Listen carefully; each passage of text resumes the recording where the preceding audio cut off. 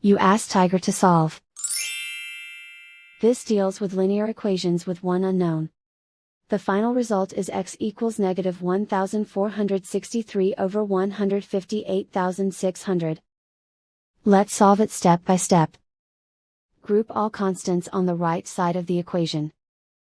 Subtract 12 from both sides. Group like terms.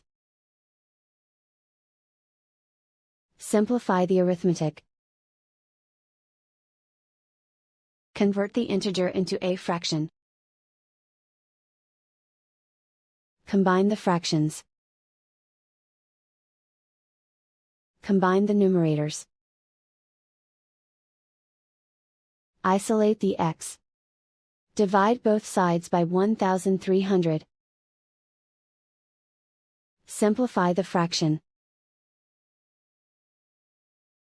Simplify the arithmetic.